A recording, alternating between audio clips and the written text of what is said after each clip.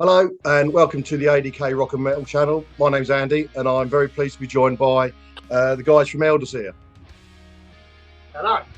Hello. Really appreciate you joining me because I believe you've taken a break from tonight's rehearsal session. Yep. Do you want to give a shout out to your practice room, your rehearsal studio? Really? Bloody Whitmore. We're down here in sunny Leatherhead at Tweeter's studio. Yeah. So we pretty much meet up here because we aren't like lucky enough to live all in the same town and stuff. So we're quite spread apart between Kent, Southwest London, Maidenhead. So yeah, so it's kind of like middle ground, common ground for us to meet up, really. Yeah. So yeah. Okay. And are you rehearsing for a gig coming up, or is it just a jamming session, new songs? What's your reason for getting? Yeah. No, we're actually we're doing rehearsals for our next gig at the end of the month, where we're playing the Gothic Doom Festival over in Brecon, Wales. So yeah, there's going to be Fan Feast headlining it. We're main support, and with Shallow Souls as well. I believe there's another band, I think, but there's definitely those three playing anyway. Yeah, so that's what we're pretty much rehearsing for that. Running through sort of backing tracks. We pretty much got it all down to a T now. Yeah, pretty much looking forward to yeah, just getting low and slow and churning out the doom. We've got a few other gigs. Yeah, we've got a few other gigs coming up as well. Yeah. We've got Nottingham. Yeah. Is it the Tap and Tumbler in Nottingham? Yeah. So that's shortly after the Wales gig. Yeah. And then after that, we've got the Camden Underworld playing with Kirk. And then there are a couple of others in the pipeline for this year. So yeah, this is kind of preparation for the last part of the year, where we're going to be kind of doing a few extra gigs. Good stuff. Okay. My opening question on these is usually sort of where did the band name come from? Quick brief history of the band, and also just a quick run through of your own sort of band experiences, each of you. Cool. Okay. With the band. Where the band name come from? Okay. Well, yeah, it's pretty much, was always keen to have a band name, that's just not, sort of randomly picked out of a dictionary or just some sort of, kind of, I don't know, whatever, like random name. So always keen to have, like a name that's kind of fitting with like the subject matter or the theme of the band. And with Elderseer, with it being kind of, sort of like pagan themed doom metal, the name kind of fits with it because the subject matter is all pretty much kind of contemporary sort of pagan views, or sort of someone who kind of sort of like nature worship and trying to sort of how they fit in the modern society. I could go on for hours actually talking about this, but so I'm not. But like with modern society being so kind of like materialistic and superficial, and like a lot of the lyrics kind of is kind of reflecting on that, and how there's a lack of spirit pretty much in everything, so kind of materialism is kind of like taken over, and it seems to be sort of just continually, and like whether people kind of like realize this themselves. There are lots of people who do feel this, but even those who don't, probably don't, they kind of know something's wrong anyway, yeah, so that's kind of what, as I said, like just trying to put it into a nutshell. That's sort of where like the whole pagan theme kind of comes from the lyrics, the songs, the music is, sort of kind of melodic. Uh, I don't know what like death doom sort of people say and stuff like that. I don't know.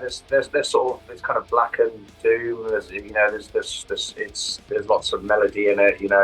I mean, there's two guitars, but we rarely play the same thing. I mean, that was one idea as well, even from the beginning, that there was literally going to be a continual lead guitar, melodies, melodies, solos running all the way through it.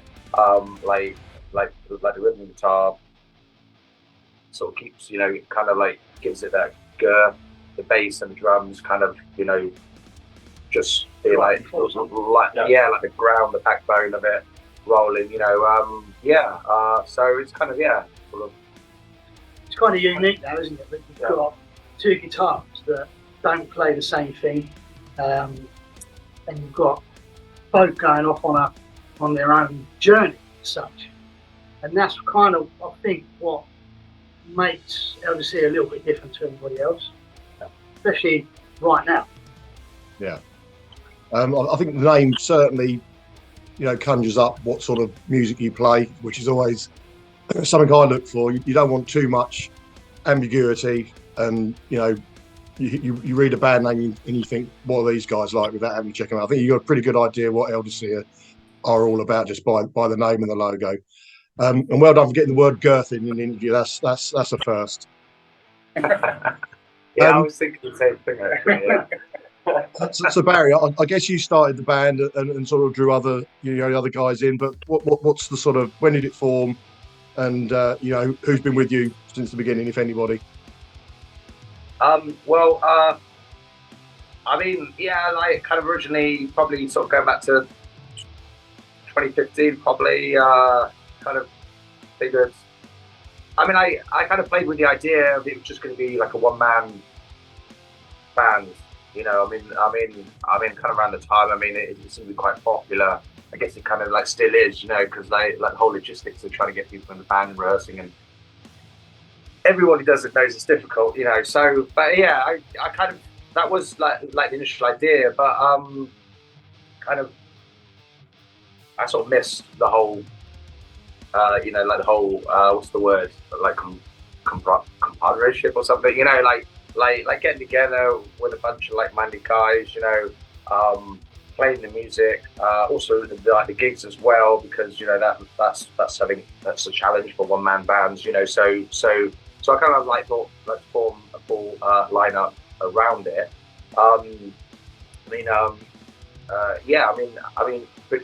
That pretty much came together around the end of 2017. Like the original members, there was Ewan on lead guitar, and there was Rich on drums. But both guys, over the years, like they ended up. Like Rich went to work in like Dubai. He's still over there, enjoying himself a lot. So so he left on that account, and Ewan, he got busy like starting a family, so that took a lot of time off him, really. So he was finding it increasingly difficult, to like commit time.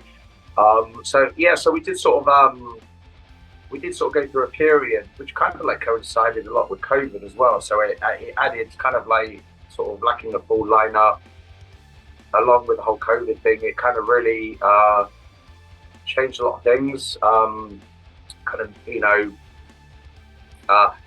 think how to explain it, but yeah, I mean, actually, as you know, around just after COVID, when the gigs came back, we did go up to Club 85, and we played. I think it was October 2021. I'm looking forward, to a time that we'll return and play there. This time with the full band, because when we played that gig, I kind of felt it was like half the band, because we didn't have lead guitar. There was only Freddie on bass and me, and I had a mate helping out on drums, and we had a piano player, John, who was actually the guy who recorded all the pianos and synths for like the latest release. But yeah, he played. It was a bit of an odd one because we were kind of experimenting as well. So he was playing like all the leads were all on. Well, it was all on piano, and it kind of was a bit kind of odd. Yeah, it was something So I was, yeah, it was kind of an Elderseer, but in a different sort of flavour. Yeah. But anyway, so as I said, yeah, like looking forward to like getting up to Club 85 again at some point, and if people can really see, like really experience the full-on Doom onslaught. And you forgot to mention I was there as well at the beginning. And Darren and Vinny have been here for about a year now. Did I forget to mention? Hey, you forgot to mention it. You see? Oh, sorry. Sorry. Yes. About me, right? Already. Because while I was explaining it, I was just trying to so much. Yeah, I was just going on sorry. But yeah, let's rewind a bit. Yeah, and go back to when I said September. Like the end of 2017 where it came together, there was you and Rich, and there was Freddie on bass too. So he has been from day one from there. But yeah, and as I said, like all through that period, of like 2020, 21, it was just me and Freddie really going through it. And you guys like covered and helped us out, with some gigs and things. But it didn't really sort of get back on track again until last summer, when we got new members, or not so new anymore because it's been about a year now. But we've got Darren on drums, Evening. Vinny on lead guitar. Yeah. Yes. Yeah. And we'll come back to Vinny, but Darren and Freddie, what's your sort of Darren in particular? What's your sort of band experience before joining Elderseer? Very little. I was in your typical pub covers band playing nonsense. I got fed up with all the covers. Was going through trying to find a new band. Found this one.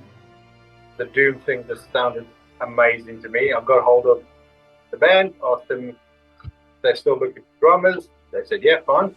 They sent me some tracks to learn. About a month later, we were in the studio, and I'm assuming you're happy with me. They must be happy with me. Now we need to come yeah. And a year later, I'm still here and loving it. Good stuff. And we're still loving it as well. Vinny, I got to know of your work from Desolate Pathway. Can't have a chat with you without sort of quickly mentioning that band. Doom versus Stoner, Sheffield, 2018. You opened the Sunday, and in fact, you absolutely blew me away. Absolutely one of the highlights of the weekend, to be honest. And just very quickly, I hope you don't mind me asking, are we going to see the third album, which I believe you have recorded and is in the can? There's no drums on it, but for now, it's not a priority at the moment because I want to, work with Elderseer and make it happen. Really, concentrate on more material with Elderseer. In fact, I've kind of taken a few riffs from the third album, Desolate Pathway, and Barry's kind of incorporated them into an Elderseer style. So it's a little bit of a mix for any new material from now on. It's going to have a little Desolate Pathway hint to it. But regarding Desolate Pathway, I'd love to release the third album, but I'm just loving Elderseer. So for now, it's not a priority at the moment. Okay. Club 85 came up in discussion a few minutes ago. This question revolves around sort of local shows. In particular, I went to Club 85, as I often do. It's my local venue. And it was a fundraiser for a local rehearsal and recording studio that lost some business due to an incident. We had two bands that played Bloodstock. One of them was our Metal to the Masses winners. We've got a band from out of town who've come up and another excellent band. So 4 great bands on the bill, but the turnout was like 20 people, which was really disappointing because I had a great time. I was just going to ask you, what's the attendance like, and the vibe at the gigs that you play and the venues that you're where you guys live? Is it similar to what I've just experienced? the first one we done together was in Helgis in London, and it was rammed, wasn't it? It was small room, Small room. but was packed. Yeah. Then we done York, was it? Yeah. The Warhorns Festival. Yeah.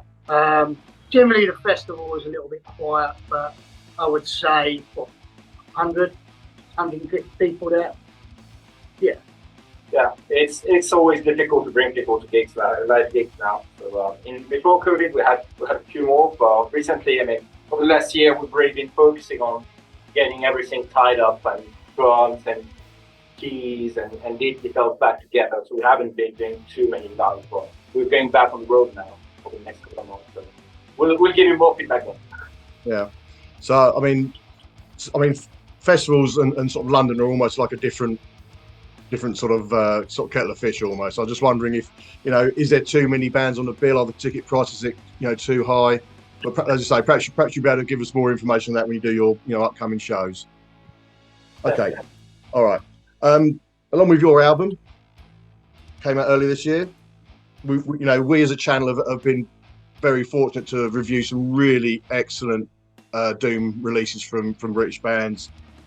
We had our friends and your friends in Iron Void, Grief Symposium, Edenfall, and of course your one as well.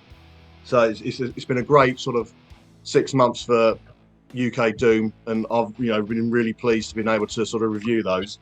When we did your album, I don't know if you've recently looked back or remember from the our sort of review video, it was a really positive response. There's some influences mentioned: My Dying Bride, Paradise Lost, even Carcass. Is that a fair reflection of the sort of Elderseer sound and influences? Those wonderful bands. I guess so. Yeah. Yeah. 90s vibe, isn't it? Yeah. I mean, it's yeah. Yeah. I mean, yeah. I do remember it. I mean, yeah, and I remember those influences popping up. I was pretty much agreeing with it. Yeah. I mean, probably like. I guess if I was watching myself, I'd probably sort of say like John Tyler from Obituary as well. A bit of that sort of coming in because yeah, that's, I mean it's not an obvious influence, but sort of vocally, yeah, I kind of like that kind of guttural tone.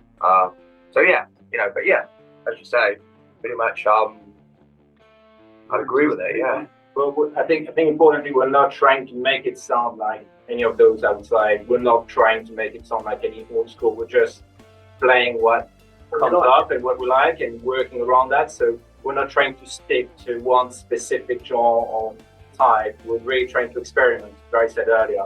Experiment with keys, experiment with different type of instruments and lower different tempos and things, just try to come to something that fits us and suits us. So yeah, it's the main thing for us. It's we're playing as it comes really and not looking to do something specific. Going back to our review of the album, there was, the sort of talking point of the second half of the chat between the three of us was the addition of the sort of 2018 EP at the end. I personally think that's a great idea. I haven't got a problem with that. You're getting your money's worth. And I think I said at the time, even if you had purchased a physical copy of that EP, if there was such a thing, you've got it all together in one collection. What was the thinking behind that? Because, like I say, we had a bit of a disagreement on the channel about whether it was a good idea and whether it's, whether it's a decision you should have made. No, fine, yeah, no, totally, yeah, no, I mean, yeah, because I remember watching you guys, and I had a really good review and everything. Yeah, like the only negative, was as you say, it was the length of the whole album, and yeah, totally, I totally get it. Yeah, I mean, yeah, like just to set the record straight, we did it in 2018, and the idea was like to do a new release, like possibly, I don't know, sort of an EP or a short LP. I don't know. I mean, I even looked on the internet, like how long should an EP or an LP be? And there's lots of conflicting things. I don't know. It's just a release. Anyway, so basically, Muse Music Records, they loved it, and they wanted to release it. Yeah, like they wanted to sign us to release it. So we were heading for that. We were going for it, and then they kind of sort of then they came up. It was music records really that came up with the idea. They basically loved the first EP. Yeah, they said we love it, and we noticed that you released it independently, so there wasn't going to be any conflict with another record label or anything. They said we want to stick it together and release it as a whole thing. You know, there's a whole. You know, they're like a Belgian label, so there's going to be a whole like Europe. You know, I mean, the first EP 2018, it was pretty much mainly, you know. Well, I mean, like I do remember sending it. I do remember sending some copies of first EP like to Australia and the US and stuff like that. So there was some internet, you know. But on the whole, really, it was mainly UK kind of like ears heard it. So really, yeah, we kind of thought, okay, yeah, why not? You know, this is going to be going out through a Belgian label. There's going to be a whole like European audience who haven't heard the first songs anyway. Yeah, we just thought, yeah, why not? You know, but totally, I totally get it. I mean, yeah, like because other reviews as well. I mean, yeah, like there had been, like there's been a lot of like good reviews. Of course, like a lot of people bring up, you know, the whole these guys are like picking up the baton, whatever from the '90s, you know, UK doom, which is totally cool. Yeah, I mean, like, yeah, let's like contemporize it, whatever. But taking a positive out of the putting the first EP onto the new material is, I think, a question that was in the air but wasn't really answered. And those 4 tracks were remastered for that new album, basically just to try and make it sound that they were kind of all recorded at once. Not because we're trying to fool anybody. It just makes a better album as a whole. Not only that, it gets to new ears, it's signed by a record label, and it's in a lovely gatefold sleeve with new artwork not seen before. So all those things kind of are positive, regardless of it being released before on an independent.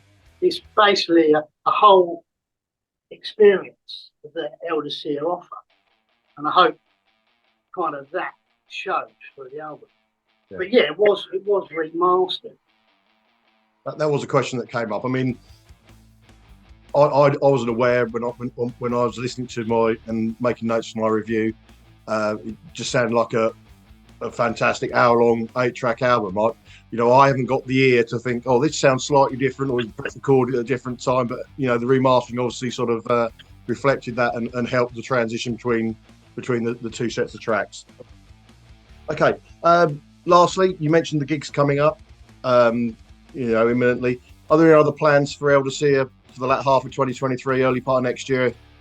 Any more sort of recording sessions planned, music videos perhaps? We are working on new tracks. Yeah, we've got we're sort of think, yeah, we're going to do like a new release, probably 6-7 tracks. We've actually got many more tracks than that, like floating around in various scales of levels of states of states of like development. But also as well got some of the tracks, they were probably written a few years ago as well, so probably sort of keen to sort of give more priority, to sort of like new tracks and definitely like the ideas from all of us to jam it out. And basically it's kind of a big melting cauldron, melting pot of ideas, and we need to going to be like 6-7 tracks, and all the tracks again are going to be average about 8 minutes songs. The only thing I can say is we're just going to turn up all the so where they're going to be, where they were melodic, they're going to be more melodic, where it's blackened, they're going to be more blackened. Whereas what we won't do- atmospheric, going to be more atmospheric. You know. What we won't do is make a double album, put these 8 tracks onto that one. We promise we won't do. Okay. All right. Again, what's to come out with 16 Oh. tracks? Make it Again, a 2-hour album. We may do that for our prog release. next one. I don't know. Really, I've seen Yeah. that done, and I certainly wouldn't have a problem with a 16-track double album. We've also got our first European gig next year, although I can't really go into that because it's still in the making. But yeah, that should be very, Yeah, we very need more coming. special yeah, for us. That one. yeah. It's like Vinny said. Yeah, we I mean, apart from the gigs you mentioned, there is about another 2, possibly 3 for the rest of this year. In November, December, and then that one that Vinny just mentioned, early part of next year. But yeah, until we can't mention it until like the promoter's all ready to release that. But as soon as they give the green light, you know, when they announce it, then yeah, we will be sharing that. Good stuff. Lots of good things to look forward to. Well, that just leads me to say thank you very much to Darren, Barry, Freddie and Vinny from Elderseer. Thanks for joining us, guys. Thank you for interrupting your rehearsal session to speak to me this evening, and wish you all the best. If you like this video, please like, share and subscribe. This is Andy saying goodbye. Join us on another video very soon.